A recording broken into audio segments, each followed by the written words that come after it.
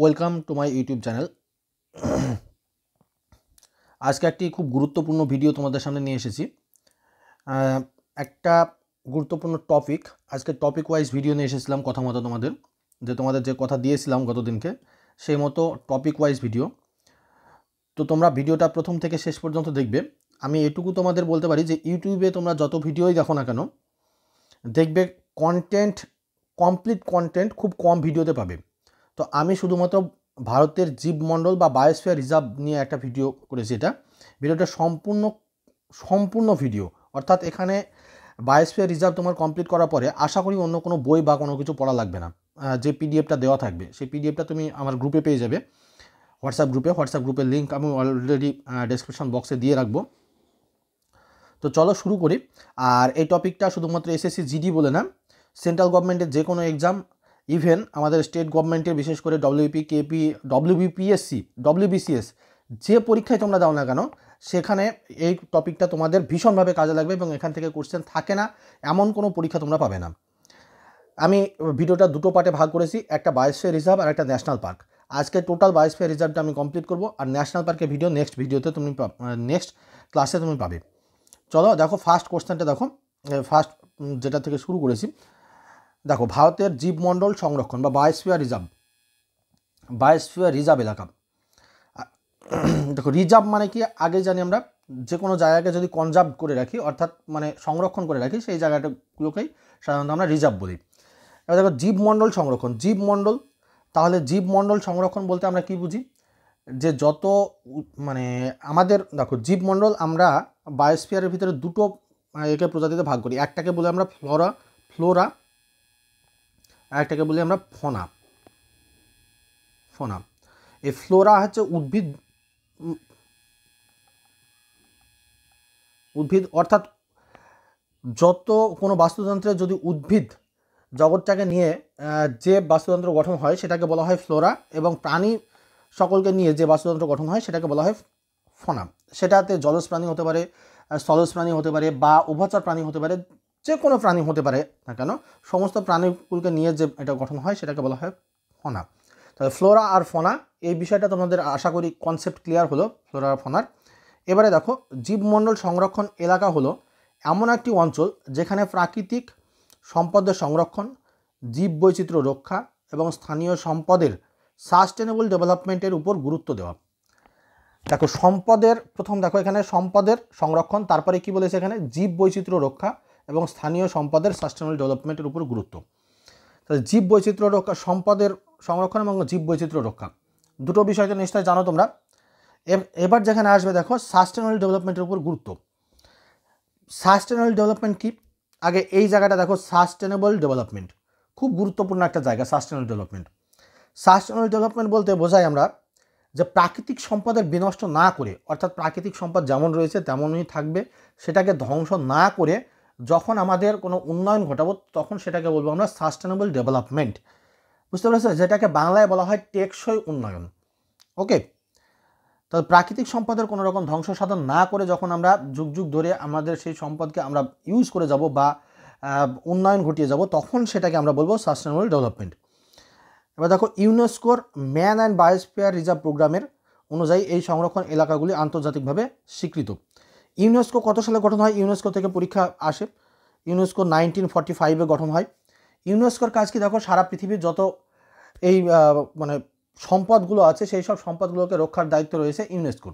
এই ইউনেস্কোর তার একটা নির্দিষ্ট প্রোগ্রাম নেয়, একটা হচ্ছে ম্যান অ্যান্ড বায়োস্ফিয়ার প্রোগ্রাম। এই ম্যান অ্যান্ড বায়োস্ফিয়ার প্রোগ্রামের ভিতরে, এটা 1971 সালে এই প্রোগ্রামটা নেওয়া হয়। এই প্রোগ্রামটার ভিতরেই সমস্ত বাস্তুতন্ত্রগুলোকে বা জীববৈচিত্র্যগুলোকে বা সম্পদের সমস্ত সংরক্ষণের একটা এজেন্ডা নেওয়া হয়। তো সেই বিষয়টা এখানে পরে দেখো, ম্যান অ্যান্ড বায়োস্ফিয়ার রিজার্ভটা আমি নিয়ে এসেছি। ইউনেস্কো থেকে কোশ্চেন থাকে যে ইউনেস্কো কত সালে গঠন হয়, 1945 সালে। আর ইউনেস্কোর হেডকোয়ার্টার আছে ফ্রান্সের প্যারিসে। চলো আবার নেক্সট স্লাইডে আসি। দেখো, man and biosphere programme.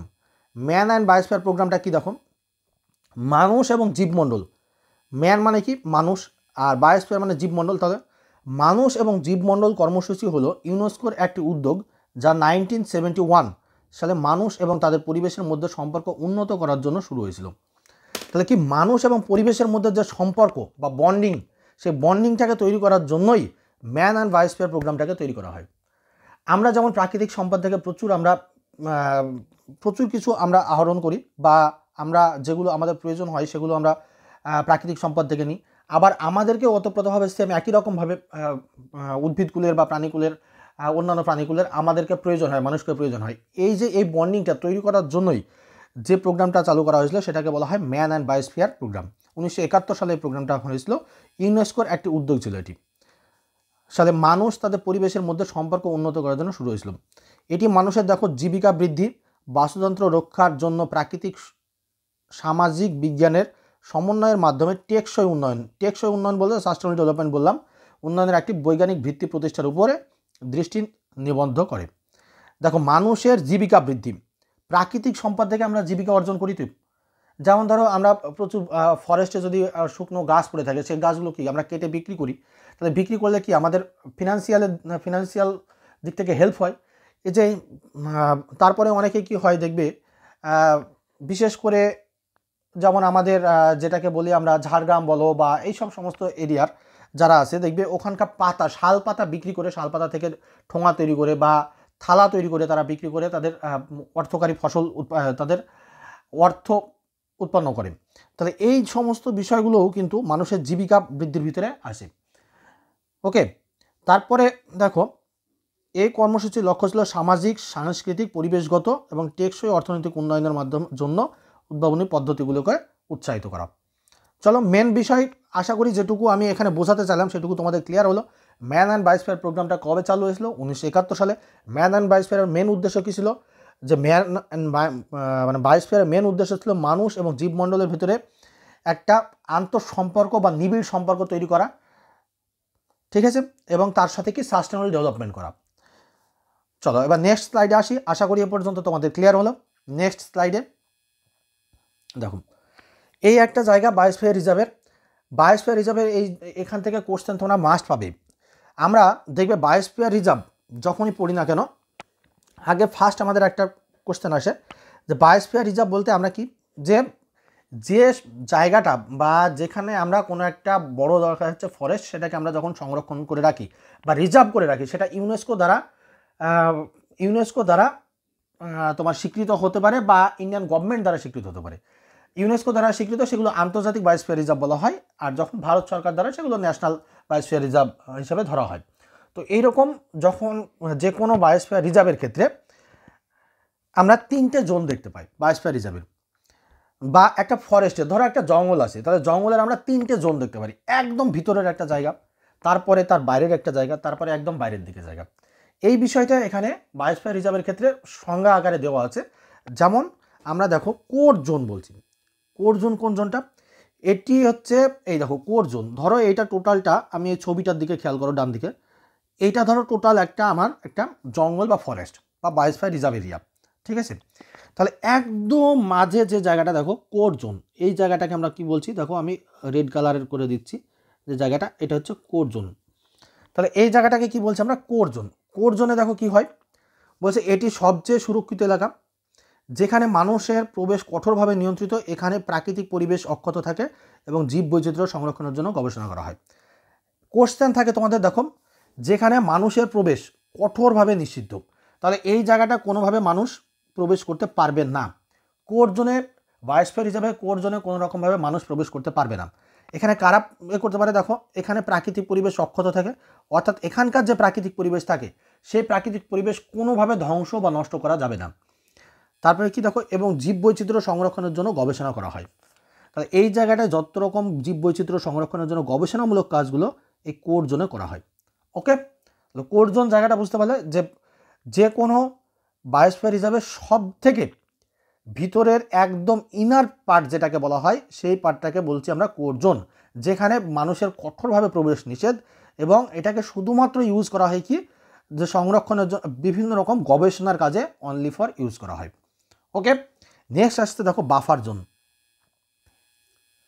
Buffer zone তার পরের যে জায়গাটাই দেখো তার পরের অংশটুকু আমি এই কালারটা অন্য কালার করছি, এই যে এই জায়গাটুকু কি জোন বলছি আমরা? Buffer zone. এই যে এটা হচ্ছে বাফার জোন। দেখো ছবিতে আমি যেটুকু বোঝাতে চাইছিলাম, অর্থাৎ কোর জোনের চারপাশ দিয়ে যেটা ঘেরা সেই জায়গাটাকে আমরা কি বলছি, বাফার জোন। বাফার জোন থেকে দেখো বাফার জোন কি, কোর জোনের চারপাশে অবস্থিত। এই এলাকাটি গবেষণার জন্য ব্যবহৃত, এটাও গবেষণার জন্য ব্যবহৃত হয়।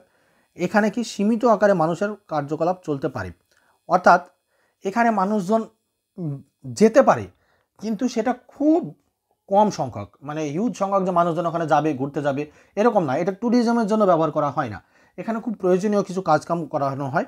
এর উদ্দেশ্য হলো কোর জোনকে বাইরের পরিবেশের বিরূপ প্রভাব থেকে রক্ষা করা। ওকে, তাহলে কোর জোনকে রক্ষা করার জন্য হচ্ছে বাফার জোন থাকে। তারপরে দেখো ট্রানজিশন জোন, অর্থাৎ আমাদের একদম বাইরের যে জোনটা সেটাকে বলছে আমরা ট্রানজিশন জোন। দেখো এটি বায়োস্ফিয়ার রিজার্ভের সবচেয়ে বাইরের এলাকা, যেখানে মানুষ বসবাস করে এবং বিভিন্ন অর্থনৈতিক কর্মকাণ্ড পরিচালনা করে। অর্থাৎ এই যে বাইরের যে জায়গাটা, এই যে বাইরের যে জায়গাটা, এটাকে বলছি আমরা বাফার জোন। এই বাফার জোনে কী কী হয় দেখো, অর্থনৈতিক কর্মকাণ্ড পরিচালনা করা হয়, এখানে টেকসই উন্নয়ন হয় এবং জীববৈচিত্র্য সংরক্ষণের জন্য মানুষের সাথে সহযোগিতা করা হয়। অর্থাৎ এখানে মানুষজন তার কার্যকলাপ চালাতে পারে এবং বিভিন্ন রকম অর্থনৈতিক কার্যকলাপ বলতে ধরো এখানে কোনো চাষাবাদ করা হচ্ছে, কোনো দেখা যাচ্ছে অর্থনৈতিক কোনো চাষ করা হচ্ছে, বাগিচা কোনো ফসল চাষ করা হচ্ছে, দেখা যাচ্ছে রাবার চাষ করা হচ্ছে, বা দেখা যাচ্ছে চা চাষ করা হচ্ছে, বুঝতে পেরেছো, যেগুলো অর্থনৈতিকভাবে যেসবগুলো মানুষকে হেল্প করে, এরকম কোনো কিছু কাজ এখানে করা হয়। তাহলে ট্রানজিশন জোন সাধারণত কি একদম বাইরের জোন, এখানে গরু ছাগল চড়তে পারে, অর্থাৎ পশুপালন এখানে করা যেতে পারে ট্রানজিশন জোনে। বোঝা গেল? চলো, এই তিনটি অঞ্চল থেকে একে অপরের সাথে সম্পর্কিত এবং বায়োস্ফিয়ার রিজার্ভের সামগ্রিক সুরক্ষা, টেকসই উন্নয়নের গুরুত্বপূর্ণ ভূমিকা পালন করে। এখান থেকে কিন্তু কোশ্চেনটা কিন্তু পরীক্ষায় খুবই আসে এই জায়গাটা থেকে, তাই এই জায়গাটা ক্লিয়ার করে রাখবে। এখান থেকে কোশ্চেন তোমরা পরীক্ষায় পাবেই, যে তোমাদের বাফার জোন কেমন কোশ্চেন আসে, আমি লাস্টে এমসিকিউ আছে তোমরা দেখতে হবে।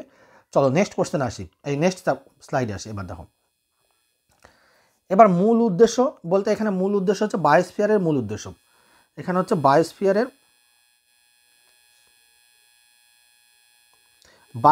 মূল উদ্দেশ্য। দেখো মূল উদ্দেশ্য কি, প্রাকৃতিক প্রজাতি এবং বাস্তুতন্ত্রের সংরক্ষণ। বা আগেই পড়লাম যে প্রাকৃতিক প্রজাতি এবং বাস্তুতন্ত্রের সংরক্ষণ, এটা বলা হচ্ছে। বাস্তুতন্ত্র বলতে কি বুঝি এটা নিশ্চয়ই জানো, যে আমরা যে সমস্ত জায়গাগুলোকে বাস করি এবং তার আশেপাশে যেসব আমরা বসবাস করছি তার আশেপাশে দেখা যাচ্ছে বিভিন্ন রকম গাছপালা, উদ্ভিদ, যা কিছু আছে না কেন, সমস্ত কিছু নিয়ে যে পরিবেশটা তৈরি হয় সেটাকে বলছি আমরা বাস্তুতন্ত্র। সেটা আমাদের মানুষের বাস্তুতন্ত্র হতে পারে, কোনো উদ্ভিদকুলের বাস্তুতন্ত্র হতে পারে, কোনো প্রাণীকুলের বাস্তুতন্ত্র হতে পারে। অর্থাৎ এই বাস্তুতন্ত্র সেটাকেই বলা হয় যেখানে দীর্ঘদিন ধরে কোনো প্রজাতি বসবাস করে আসছে, সেই জায়গাগুলোকে আমরা বাস্তুতন্ত্র বলে থাকি। প্রাকৃতিক প্রজাতি এবং বাস্তুতন্ত্র সংরক্ষণ। তারপরে কি দেখো, স্থানীয় সম্পদের সাস্টেনেবল ডেভেলপমেন্ট করা। সাস্টেনেবল ডেভেলপমেন্ট বলতে আগেই বোঝালাম যে প্রাকৃতিক পরিবেশের কোনো রকম ধ্বংস সাধন না করে যুগের পর যুগ আমরা যখন কোনো সম্পদ ব্যবহার করে যাব, বা আমাদের কোনো রকম প্রাকৃতিক পরিবেশের ধ্বংস সাধন না করে যখন উন্নয়ন ঘটাবো, তখন সেটাকে বলবো আমরা সাস্টেনেবল ডেভেলপমেন্ট। তারপরে কি, বৈজ্ঞানিক গবেষণা এবং শিক্ষামূলক কার্যকলাপ এবং সচেতনতা বৃদ্ধি। ওকে, চলো এবার নেক্সট এতে আসি। দেখো নেক্সট স্লাইডে, ভারতের জীবমণ্ডল সংরক্ষণ এলাকার সংখ্যা। দেখো ভারতের জীবমণ্ডল অর্থাৎ বায়োস্ফিয়ার রিজার্ভ কটি আছে বর্তমানে? ভারতে বর্তমানে বায়োস্ফিয়ার রিজার্ভ রয়েছে 18টি। এটা কিন্তু অনেক জায়গায় অনেক রকম দেখবে, এটা আমি লাস্ট আপডেট বললাম 18টি রয়েছে 2024 সালের লাস্ট আপডেট পর্যন্ত। এখনও 2025-এর কোনো আপডেট আসেনি, 2025-এর লাস্ট আপডেট পর্যন্ত এটা বায়োস্ফিয়ার রিজার্ভ আছে 18টি। এবার আমাদের দেখো ইউনেস্কো দ্বারা ওয়ার্ল্ড নেটওয়ার্ক, অর্থাৎ সারা আন্তর্জাতিকভাবে ইউনেস্কো দ্বারা ওয়ার্ল্ড নেটওয়ার্ক অফ বায়োস্ফিয়ার রিজার্ভের স্বীকৃতি পেয়েছে 12টি। তাহলে কোশ্চেন দিতে পারে তোমাদের যে ইউনেস্কো দ্বারা স্বীকৃত বায়োস্ফিয়ার রিজার্ভের সংখ্যা ভারতে বর্তমানে কটি রয়েছে? 12টি। সারা টোটালের উপরে ভারতবর্ষে কটি বায়োস্ফিয়ার রিজার্ভ রয়েছে? 18টি। তাহলে ইউনেস্কো দ্বারা স্বীকৃত রয়েছে 12টি। চলো নেক্সট দেখো, বিভিন্ন জীবমণ্ডল সংরক্ষণ এলাকার বিবরণ।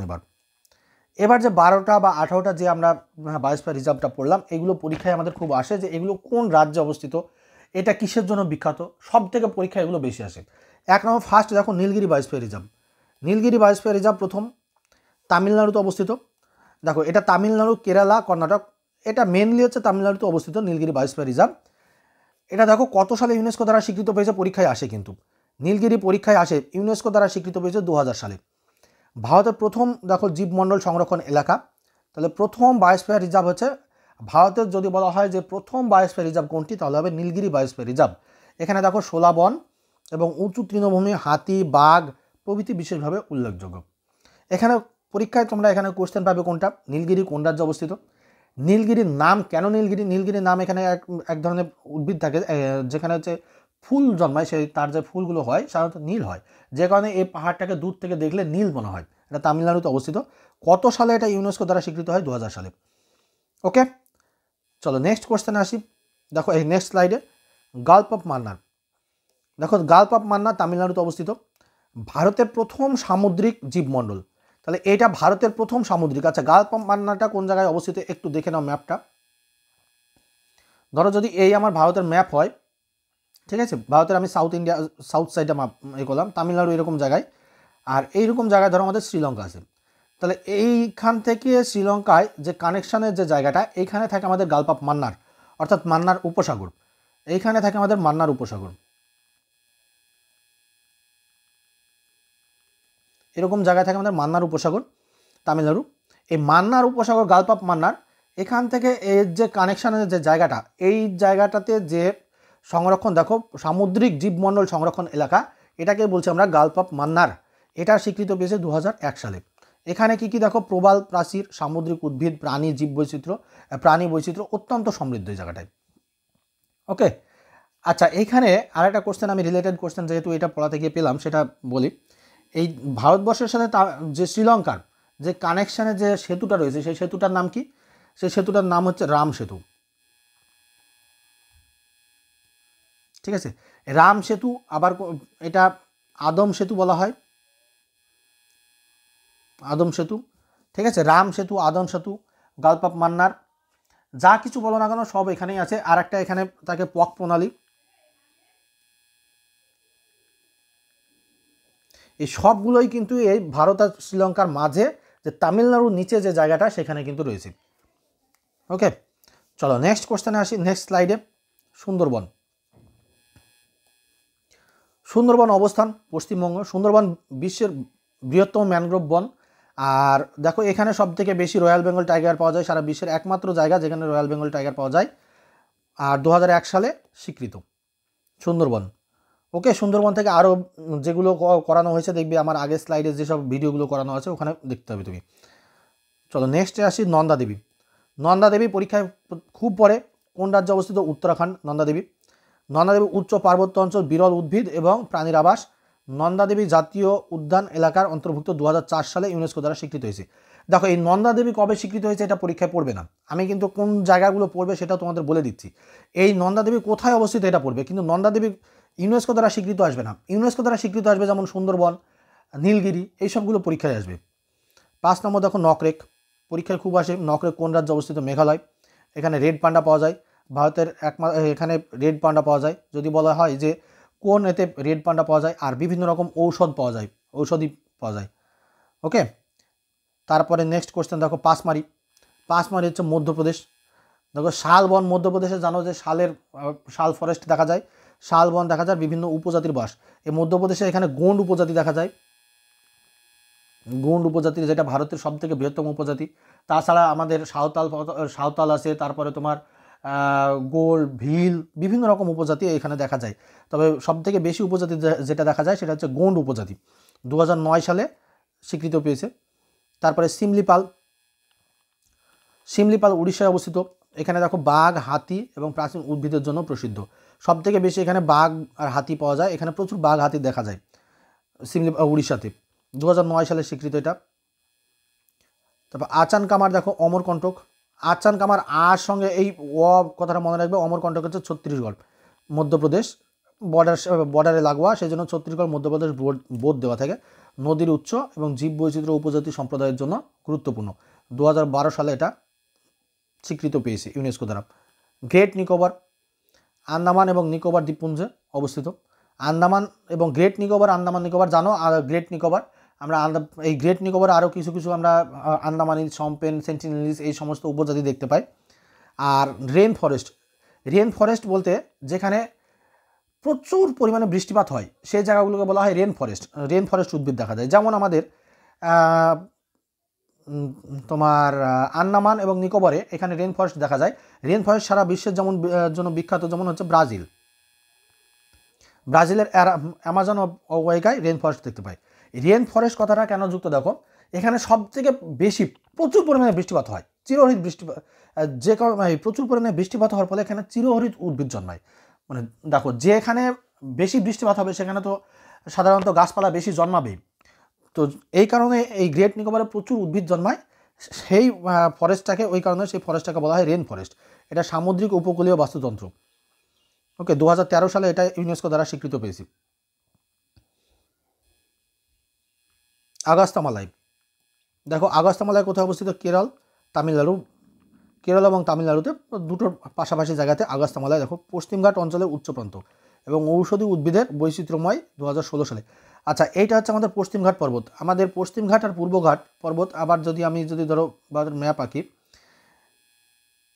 হচ্ছে পশ্চিমঘাট, এই যে এটা হচ্ছে আমাদের বলছি পশ্চিমঘাট পর্বত, আর এটাকে বলছি আমরা পূর্বঘাট পর্বত। ঠিক আছে, এটা হচ্ছে পশ্চিম আর এটাকে বলছি আমরা পূর্বঘাট। এই পশ্চিমঘাট আর পূর্বঘাট পর্বত যে জায়গাটা এসে মিলিত হয় সেটাকে বলে আমরা নীলগিরি। ঠিক আছে, এই পশ্চিমঘাট আর পূর্বঘাট যে জায়গাটা এসে মিলিত হয় সেই জায়গাটাকে বলে আমরা নীলগিরি। এই পশ্চিমঘাট পর্বতে আমাদের ভারতবর্ষে ফার্স্ট বৃষ্টিপাত হয়, যেমন আমাদের আন্দামান নিকোবর, এরকম জায়গায় ধরো আন্দামান নিকোবরে আমাদের বৃষ্টিপাত হয় প্রথম, সেটা হচ্ছে 20 মে। ভারতবর্ষে প্রথম বর্ষা ঢোকে 20 মে, সেটা আন্দামান নিকোবরে। এরপরে আমাদের স্থলভূমিতে যখন বর্ষা ঢোকে, ঠিক এই জায়গাটায় আমাদের প্রথম বর্ষা ঢোকে, যে জায়গাটা সেটা হচ্ছে আমাদের কেরলে 1 জুন। এই পশ্চিমঘাট পর্বতে বাধাপ্রাপ্ত হয়ে এই সাইডে প্রচুর বৃষ্টিপাত ঘটায়, প্রচুর বৃষ্টিপাত হয়। এই মেঘ যখন ওই পশ্চিমঘাট পর্বতে বাধাপ্রাপ্ত হয়ে ঠিক পশ্চিমঘাট পর্বতের পশ্চিম সাইডে প্রচুর পরিমাণে বৃষ্টিপাত ঘটায়, এবং যার ফলে এখানে প্রচুর উদ্ভিদ জন্মায় এবং চিরহরিত উদ্ভিদ দেখা যায়। এই যে পশ্চিমঘাট অঞ্চলের উচ্চ প্রান্ত, সেই জন্য এখানে বলা হচ্ছে ঔষধি উদ্ভিদের বৈচিত্র্য দেখা যায় এবং প্রচুর উদ্ভিদ দেখা যায়। এই আগস্তামালাই হচ্ছে এই পশ্চিমঘাট পর্বতে অবস্থিত। ওকে, চলো নেক্সট আসি। এবারে দেখো কাঞ্চনজঙ্ঘা। কাঞ্চনজঙ্ঘা সিকিমে অবস্থিত, বিশ্বের 3য় উচ্চতম শৃঙ্গ। বিভিন্ন জাতির সাংস্কৃতিক ঐতিহ্য এবং সমৃদ্ধ জীববৈচিত্র্য লক্ষ্য করা যায় কাঞ্চনজঙ্ঘা। আচ্ছা, এই কাঞ্চনজঙ্ঘা থেকে কোশ্চেন আসছে যে ভারতের উচ্চতম শৃঙ্গ কোনটি? তো ভারতের উচ্চতম শৃঙ্গ যদি বলা হয়, তাহলে ভারতের উচ্চতম শৃঙ্গ যদি কেউ বলে যে ভারতের উচ্চতম শৃঙ্গ কোনটি, তাহলে K2 অ্যান্সার করবে। আর যদি বলা হয় যে হিমালয়ের উচ্চতম শৃঙ্গ, তখন হবে কাঞ্চনজঙ্ঘা। কারণ আমাদের উচ্চতা, K2-র উচ্চতা হচ্ছে 8611, আর কাঞ্চনজঙ্ঘার উচ্চতা হচ্ছে 8590। ঠিক আছে, এটা হচ্ছে হিমালয়ের উচ্চতম শৃঙ্গ কাঞ্চনজঙ্ঘা। কাঞ্চনজঙ্ঘা হিমালয়ের উচ্চতম শৃঙ্গ, আর ভারতের উচ্চতম শৃঙ্গ যখনই বলবে তখন হবে K2। কোশ্চেনে মারপ্যাচ বুঝবে, যদিও কোশ্চেনে এভাবে করে এগুলো ভুল করানোর জন্যই দেয়।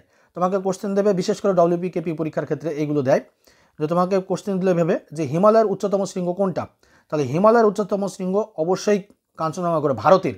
যদি বলা ভারতের হিমালয়ের উচ্চতম শৃঙ্গ কাঞ্চনজঙ্ঘা, আর যদি বলা যায় ভারতের উচ্চতম শৃঙ্গ বর্তমানে কোনটি, তাহলে K2। ঠিক আছে, চলো। আচ্ছা, এটা 2018 সালে স্বীকৃত পেয়েছে। তারপরে নেক্সট কোশ্চেন, পান্নাম। দেখো, পান্নাম মধ্যপ্রদেশ অবস্থিত। এটি বাঘ সংরক্ষণ প্রকল্পের জন্য বিখ্যাত, নানা প্রজাতির পাখি এবং স্তন্যপায়ী প্রাণীর জন্য। 2020 সালে স্বীকৃত পেয়েছে। আচ্ছা, পান্না আর একটার জন্য বিখ্যাত, মধ্যপ্রদেশে পান্না। এখানে ভারতবর্ষের একমাত্র জায়গা যেখানে ডায়মন্ড পাওয়া যায়, অর্থাৎ ভারতবর্ষের এখানে একমাত্র হীরের খনি পাওয়া যায়।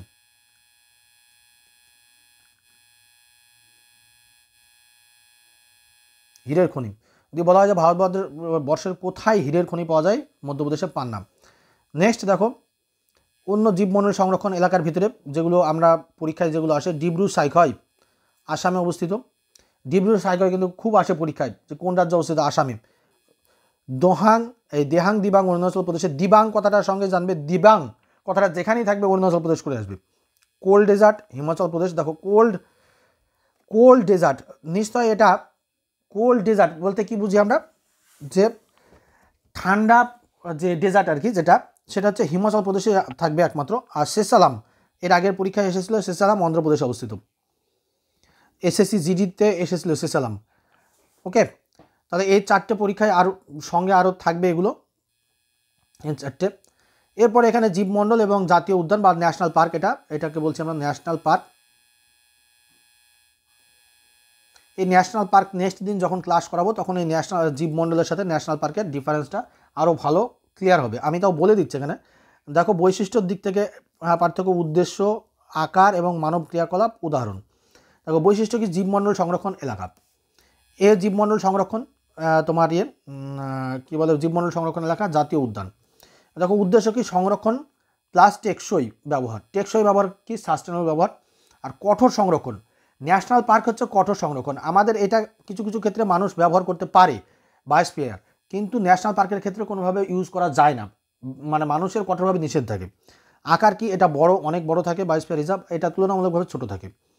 তা মানব ক্রিয়াকলাপ দেখো বাফার এবং ট্রানজিশন জোনে অনুমোদিত থাকে। আমি আগেই বললাম যে বাফার এবং ট্রানজিশন জোন কোনটাকে বলা হয়, তো নিশ্চয়ই বুঝতে পেরেছো। বাফার এবং ট্রানজিশন জোনে মানুষ যেতে পারে, আর এখানে ন্যাশনাল পার্কের ক্ষেত্রে মানুষজন কোনো জায়গাতেই যেতে পারে না। বাফার, ট্রানজিশন, কোর কোনো জায়গাতেই ন্যাশনাল পার্কে যেতে পারে না। তারপরে কি দেখো নীলগিরি আর সুন্দরবন জাতীয় উদ্যান। নীলগিরি একটা উদাহরণ হচ্ছে নীলগিরি, আর হচ্ছে সুন্দরবন জাতীয় উদ্যান। এবারে এসো এখানে দেখো, ভারতের প্রথম জীবমণ্ডল সংরক্ষণ এলাকা নীলগিরি 1986 সাল। তারপরে দেখো সর্ববৃহৎ জীবমণ্ডল সংরক্ষণ এলাকা লাদাখের কোল ডেজার্ট, সর্ববৃহৎ। একমাত্র সামুদ্রিক জীবমণ্ডল সংরক্ষণ এলাকা গালফ অফ মান্নার। আর পশ্চিমবঙ্গের জীবমণ্ডল সংরক্ষণ এলাকা হচ্ছে সুন্দরবন। এগুলো পরীক্ষায় প্রচুরবার এসেছে, এই জায়গাটা তোমরা অবশ্যই দেখে রাখবে। এবারে দেখো, আশা করি তোমরা টোটাল থিওরি ক্লাসটা তোমাদের কমপ্লিট হয়েছে এবং বুঝতে পেরেছো যে যে জায়গাগুলো আমি বোঝাতে চেয়েছিলাম। আমি যথেষ্ট ফাস্ট করার চেষ্টা করছি, কারণ ভিডিও তোমাদের অনেক বড় ভিডিও হয়ে গেলে তোমাদের ধৈর্য অনেক কম। আর অবশ্যই কমেন্টে জানাবে যে কেমন ভিডিও, মানে তোমাদের ক্লাসগুলো কেমন লাগছে, তাহলে আরও বেশি বেশি করে আমার ক্লাস দিতে ইচ্ছে করবে, প্লাস তোমাদেরও ভালো লাগবে। আর তোমাদের যে জায়গাগুলো দরকার হবে আমাকে জানাবে, আমি সেই জায়গার ভিডিও, তোমাদের কনসেপ্ট ক্লিয়ার ভিডিও তোমাদের দিতে থাকবো। বিশেষ করে জিকের উপরে যত কঠিন ক্লাস তোমাদের যে জায়গা তোমাদের বুঝতে পারো না, সেটা আমাকে বলবে, আমি তোমাদের একদম ইজি জলের মতো করে তোমাদের বুঝিয়ে দেবো, যে তোমাদের তারপরে দেখবে ওখান থেকে এমন কোনো কোশ্চেন থাকবে না যেটা তোমরা অ্যান্সার করতে পারছো না। দেখো এই জীবমণ্ডল সংরক্ষণ থেকে যেসব কোশ্চেনগুলো আসে পরীক্ষায় বা তোমরা ফেস করেছো এর আগে, আমি এই টাইপের 17-18টার মতো কোশ্চেন নিয়ে এসেছি। কোশ্চেন অনেক নিয়ে আসতে পারতাম। এর উপরে আমি একটা এমসিকিউ টেস্ট নেবো এই ভিডিওটা দেওয়ার পরে তোমাদের, সেখানে এখান থেকে আমি প্রচুর কোশ্চেন দেবো, তখন তোমরা অ্যাটেন্ড করো কোশ্চেনগুলো। এখন জাস্ট এখানে যে আমি 18টা দিচ্ছি জাস্ট এক্সাম্পল হিসাবে দেখাচ্ছি তোমাদের। দেখো ফার্স্ট কোশ্চেন, আচ্ছা এটা বাইলিঙ্গুয়ালে করা আছে, যদি কেউ হিন্দিভাষী বা অন্য ল্যাঙ্গুয়েজের যদি কেউ দেখে থাকে তার ক্ষেত্রে কাজে লাগবে, বা অনেকের বাংলা হয়তো বুঝতে অসুবিধা হয়, পড়তে অসুবিধা হয়, তাদের ক্ষেত্রেও এটা কাজে লাগবে। বাইলিঙ্গুয়ালে সেখানে করেছি। দেখো ভারতের প্রথম যে বায়োস্ফিয়ার রিজার্ভ তৈরি করা হয়েছিল তা কোনটি? তাহলে ভারতের প্রথম বায়োস্ফিয়ার রিজার্ভ আমরা একটু আগে পড়লাম, কি অ্যান্সার কী হবে? নীলগিরি। দেখো তোমরাই অ্যান্সার করতে পারবে প্রত্যেকটা, আমার ক্লাস যদি প্রথম থেকে শেষ পর্যন্ত করে থাকো প্রত্যেকটা অ্যান্সার তোমরা নিজেরাই করবে। নেক্সট কোশ্চেন দেখো, how many biosphere reserve are there in India? অর্থাৎ বর্তমানে ভারতে মোট কয়টি বায়োস্ফিয়ার রিজার্ভ আছে? দেখো 15, 18, 20, 22। খুব ভালো জানো, এটা কত? 18টা বর্তমান বায়োস্ফিয়ার রিজার্ভ আছে। আর ইউনেস্কো দ্বারা স্বীকৃত যখনই বলবে তখন হবে 12টি। নেক্সট কোশ্চেন দেখো, next slide, which biosphere reserve is famous for royal Bengal tiger? তাহলে বলো কি অ্যান্সার হবে? কোন বায়োস্ফিয়ার রিজার্ভ রয়্যাল বেঙ্গল টাইগারের জন্য বিখ্যাত? অবশ্যই রয়্যাল বেঙ্গল টাইগারের জন্য বিখ্যাত সুন্দরবন। এটা তো কোনো ভাবনা চিন্তার কোনো অবকাশই রাখে না, একদম ডাইরেক্ট অ্যান্সার সুন্দরবন। চলো নেক্সট, তামিলনাড়ু, কেরালা, কর্ণাটকের অংশ জুড়ে কোন বায়োস্ফিয়ার রিজার্ভ বিস্তৃত? তামিলনাড়ু, কেরালা, কর্ণাটক, তিনটে জায়গার অংশ জুড়ে কোন বায়োস্ফিয়ার রিজার্ভ? এতে দেখো অ্যান্সার কি? আগস্তামালাই। ঠিক আছে, আগস্তামালাই বললাম পশ্চিমঘাট পর্বতে অবস্থিত। নেক্সট, আচ্ছা তোমরা আগে একটু আমি সময় দিতে, তোমরা আগে অ্যান্সারগুলো করো। Which is the Northern most biosphere reserve of India? অর্থাৎ ভারতের সবচেয়ে উত্তরের বায়োস্ফিয়ার রিজার্ভ কোনটি? নন্দাদেবী, কোল ডেজার্ট, মানস আর ডিব্রু সাইখই। দেখো উত্তরের বলেছে, সবচেয়ে উত্তরে, তাহলে এখানে সবচেয়ে উত্তরে কোনটা হওয়া উচিত? Cold desert, very good, cold desert. Next স্লাইডে আসি। নেক্সট স্লাইড দেখো, next question, which biosphere reserve is known for coral reef biodiversity? Coral reef biodiversity, দেখো কোরাল রিফ বায়োডাইভার্সিটি বা প্রবাল প্রাচীর। ঠিক আছে, প্রবাল প্রাচীর জীব বৈচিত্র্যের জন্য কোন বায়োস্ফিয়ার রিজার্ভ বিখ্যাত? গালফ অফ মান্নার, সিমলিপাল, নকরেক নাকি পাসমারি? তাহলে এটা অ্যান্সার কী হবে? দেখো কোরালের জন্য আমি কি বললাম, প্রবাল প্রাচীর কোথায় দেখতে পাবো আমরা? সাধারণত সামুদ্রিক, যেখানে আমাদের সামুদ্রিক বায়োস্ফিয়ার রিজার্ভ থাকবে সেখানে দেখতে পাবো। তাহলে সামুদ্রিক বায়োস্ফিয়ার রিজার্ভ এর ভিতরে একটাই আছে, সেটা হচ্ছে গালফ অফ মান্নার বা মান্নার উপসাগর। Okay, next, the main aim of biosphere reserve is to conserve. Biosphere রিজার্ভের প্রধান লক্ষ্য কী? মানে লক্ষ্য কি সংরক্ষণ করা? দেখো মিনারেল, ওয়াইল্ড লাইফ অনলি নাকি ইকোসিস্টেম অফ জেনেটিক ডাইভার্সিটি মানে পরিবেশ ও জিনগত বৈচিত্র্য, নাকি ফরেস্ট প্রডিউস বনজ সম্পদ সংরক্ষণ, এই সম্পদ আহরণ। তাহলে এটার অ্যান্সার কি দেখো, ইকোসিস্টেম বা পরিবেশ ও জিনগত বৈচিত্র্য, ecosystem and genetic diversity. Next 8 number question, which biosphere reserve is situated in Meghalaya, অর্থাৎ মেঘালয় রাজ্যে কোন বায়োস্ফিয়ার রিজার্ভ অবস্থিত। অ্যান্সার কী হবে মেঘালয় রাজ্যে, তোমরা নিশ্চয়ই দেখো এখানে নকরেক, মানস, ডিব্রু সাইখোই, দহাং, তাহলে অ্যান্সার কি নকরেক। নেক্সট কোশ্চেনে আসি, পূর্ব হিমালয়ের অংশ কোন বায়োস্ফিয়ার রিজার্ভ, অর্থাৎ কী বলছে দেখো, which biosphere reserve is part of eastern Himalaya, অর্থাৎ ইস্টার্ন হিমালয়ের পার্ট কোনটি। তাহলে আমরা কি ইস্টার্ন হিমালয়ের পার্ট বা পূর্ব হিমালয়ের অংশ, চোখ বন্ধ করে আমরা অ্যান্সার কী করবো এখানে দেখো, কাঞ্চনজঙ্ঘা। ঠিক আছে, মানুষ, পাঁচমারি, অগস্ত্যমালা নিশ্চয়ই কোনোটাই হবে না, তাহলে ডাইরেক্ট অ্যান্সার কী করবো আমরা, কাঞ্চনজঙ্ঘা। জানো পূর্ব হিমালয়ের পার্ট কাঞ্চনজঙ্ঘা সিকিমে অবস্থিত। চলো নেক্সট কোশ্চেন আসি, which biosphere reserve is known for medical plants, ভেষজ উদ্ভিদের জন্য কোন বায়োস্ফিয়ার রিজার্ভ বিখ্যাত। মেডিকেল প্ল্যান্টের জন্য কোন বায়োস্ফিয়ার রিজার্ভ বিখ্যাত, দেখো সবথেকে বেশি ভেষজ দেখতে পাই আমরা আগস্তামালায়, অর্থাৎ আগস্তামালায় বায়োস্ফিয়ার রিজার্ভে সবথেকে বেশি আমরা ভেষজ উদ্ভিদ দেখতে পাই। ওকে, নেক্সট কোশ্চেন আসা যাক, which biosphere reserve is known for elephant and শাল ফরেস্ট, অর্থাৎ হাতি এবং শালবনের জন্য কোন বায়োস্ফিয়ার রিজার্ভ বিখ্যাত। তাহলে অ্যান্সার কী হবে দেখো তোমরা অপশানগুলো, সিমলিপাল, নন্দাদেবী, নকরেক, নাকি কোল ডেজার্ট। এক্স্যাক্টলি অ্যান্সার হবে কি সিমলিপাল। এটা আমি একটু আগেই থিওরি ক্লাস করালাম এগুলো সবগুলোই। চলো next, which biosphere reserve is shared by Gujarat and Rajasthan, কোন biosphere reserve shared by Gujarat এবং রাজস্থান। দেখো গুজরাট এবং রাজস্থানের মধ্যে, অর্থাৎ গুজরাট এবং রাজস্থানের মধ্যে কোন বায়োস্ফিয়ার রিজার্ভ ভাগ করা হয়েছে, অর্থাৎ গুজরাট এবং রাজস্থানের সীমানায় অবস্থিত হবে। গুজরাট আর রাজস্থানের মধ্যে সীমানায় গালফ অফ কচ্ছ বা কচ্ছর উপসাগর, গ্রেট রান অফ কচ্ছ, আরাবল্লী, নাকি ডেজার্ট ন্যাশনাল পার্ক। তাহলে এটা জানো কচ্ছ রান, যেটাকে আমরা কচ্ছের রান বলি, সেই জায়গাটা নিশ্চয়ই আমাদের গুজরাট এবং রাজস্থানের মধ্যে অবস্থিত। তাহলে কচ্ছের রান হবে এটা, বা কচ্ছ উপসাগর। তারপরে next question, which biosphere reserve includes Satpura range, Satpura পর্বতমালা কোন বায়োস্ফিয়ার রিজার্ভের ভিতরে পড়ে। দেখো সাতপুরা, এখানে দেখো নীলগিরি, পাঁচমারি, শেষালাম, নাকি মানস। এক্স্যাক্টলি অ্যান্সার হচ্ছে পাঁচমারি। দেখো সাতপুরা পর্বত আমরা জানি, সাতপুরা পর্বত কোথায় অবস্থিত, মধ্যপ্রদেশে, তাহলে পাঁচমারি আমাদের মধ্যপ্রদেশে অবস্থিত। এইভাবে যদি অ্যান্সার করো তাও এগুলো অ্যান্সার তোমরা করতে পারবে, জানবে যে এটা কোন রাজ্যে অবস্থিত, তাহলে তোমরা এই টাইপের অ্যান্সারগুলো করতে পারবে। মধ্যপ্রদেশে পাঁচমারি অবস্থিত, সাতপুরা পর্বত আমাদের মধ্যপ্রদেশে অবস্থিত। ঠিক আছে, সাতপুরা পর্বতে যদি বলা হয় যে সাতপুরা পর্বতের উচ্চতম শৃঙ্গের নাম কি, সাতপুরা পর্বতের উচ্চতম শৃঙ্গ ধূপগড়।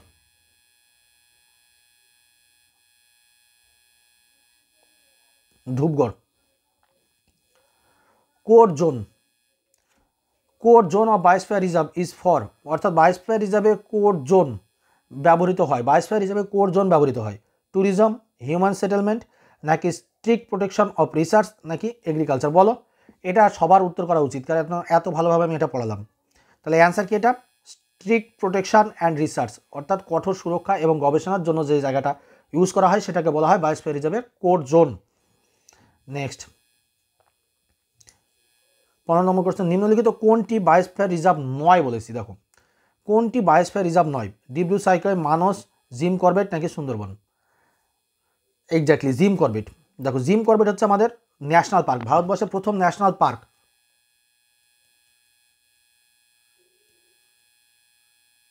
ভারতবর্ষের প্রথম ন্যাশনাল পার্ক হচ্ছে জিম করবেট। এই জিম করবেটের আগে নাম ছিল কি, Hayley National park.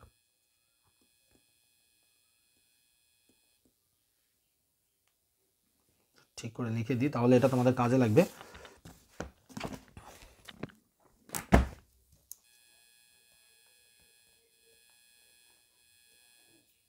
Hayley National park.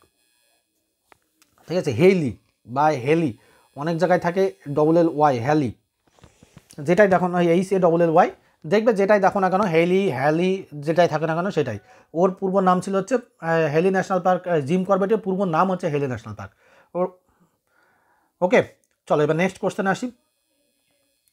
In which year did UNESCO start man and biosphere programme. দেখো ম্যান অ্যান্ড বায়োস্ফিয়ার প্রোগ্রাম কোন সালে UNESCO man and biosphere programme শুরু করে। তাহলে অ্যান্সার কী হবে, ম্যান অ্যান্ড বায়োস্ফিয়ার প্রোগ্রাম শুরু করে, সবার কাছে জানা 1968, 1971, 1975, 1982। অ্যান্সার কি 1971। চলো চোখ বন্ধ করে সবার অ্যান্সার ঠিক হবে। যেভাবে আমি মানে পুরো থিওরিটা যেভাবে বুঝিয়েছি, এরপরে আশা করি এখান থেকে আর কোনো কোশ্চেন তোমাদের আটকানোর কথা নয়। চলো নেক্সট কোশ্চেনে আসি। Which biosphere reserve is located in the western ঘাট and known for its high endemism? অর্থাৎ কোন বায়োস্ফিয়ার রিজার্ভ পশ্চিম ঘাটে অবস্থিত এবং স্থানীয় প্রজাতির জন্য বিখ্যাত? তাহলে এখানে পশ্চিম ঘাট পর্বতে কোনটি অবস্থিত দেখো, পরপর আমি সবগুলো বুঝিয়েছি। Nilgiri, gulf of Mannar, Nilgiri, gulf of Mannar, নাকি আগস্তামালাই, নাকি পাসমারি? তাহলে অ্যান্সার এক্স্যাক্টলি আগস্তামালাই। চলো লাস্ট কোশ্চেন, আজকের লাস্ট কোশ্চেন এটাই। দেখো 18 number question. Which biosphere is reserve is known for the existence of lion and leopards? সিংহ এবং চিতাবাঘের সহাবস্থানের জন্য কোন বায়োস্ফিয়ার রিজার্ভ বিখ্যাত? প্রত্যেকের অ্যান্সার এটা সঠিক হওয়া চাই। সিংহ এবং চিতাবাঘের এই কোশ্চেনের অ্যান্সার আমি তোমাদের সঙ্গে কমেন্ট বক্সে চাইছি। প্রত্যেকে এই কোশ্চেনের অ্যান্সার আমার কমেন্ট বক্সে করবে, এটা তোমাদের জন্য আমি জাস্ট দিয়ে রাখলাম। প্রত্যেকে কমেন্ট বক্সে এর অ্যান্সার করবে। যারা ভিডিওটা দেখছো তারা অবশ্যই অ্যাটলিস্ট এটা কমেন্ট বক্সে তোমরা অ্যান্সারটা দিও। Thank you. আজকে এই পর্যন্তই। আশা করি তোমাদের ভিডিও ভালো লাগবে, আর যদি ভালো লাগে থাকে অবশ্যই লাইক, সাবস্ক্রাইব এবং সেই সঙ্গে একটা কমেন্ট দিয়ে যেও যে এরপরে কোন টপিকের উপরে তোমাদের ভিডিও নিয়ে আসবো। সেগুলো যেন তোমরা আমাকে যদি বলো, আমি তোমাদের সুন্দরভাবে একটা ভিডিও নিয়ে এসে দেবো। আশা করি তোমাদের সেই জায়গাটা টোটাল কনসেপ্ট তোমাদের ক্লিয়ার হয়ে যাবে। তোমরা যে পরীক্ষায় দাও না কেন, আমি তোমাদেরকে এটুকু বলতে পারি, আমার ভিডিও অর্থাৎ আমার যে নোটস থাকবে সেই নোটস থেকে তুমি WBCS পর্যন্ত তুমি যে কোনো পরীক্ষা তুমি দাও, তোমার পরীক্ষা ক্র্যাক করতে তুমি চোখ বন্ধ করে তুমি ক্র্যাক করার জন্য তুমি উপযোগী হবে। সেখান থেকে কোনো কোশ্চেন এসে থাকলে তুমি সেখানকার প্রত্যেকটা কোশ্চেনের অ্যান্সার তুমি করতে পারবে। ওকে, থ্যাংক ইউ। নেক্সট ভিডিওয়ে আবার কোনো একটা সুন্দর ভিডিও নিয়ে তোমাদের সামনে উপস্থিত হব। বাই। আর হ্যাঁ, আর একটা কথা, অবশ্যই আমার নিচে ডেসক্রিপশন বক্সে আমার হোয়াটসঅ্যাপ গ্রুপে তোমরা জয়েন হও। আর আমার যে অ্যাপসের লিঙ্ক, সেই অ্যাপসের লিঙ্কও দেওয়া থাকবে। অ্যাপস ওখানে তোমরা প্রত্যেকে অ্যাপসটা ডাউনলোড করে নিয়ে মক টেস্টগুলো দাও। WPKPর মক টেস্ট আমরা কন্টিনিউ শুরু করেছি, মক টেস্টগুলো দিতে থাকো। ওখান থেকে তোমাদের ভীষণভাবে উপকারে লাগবে। Thank you, by.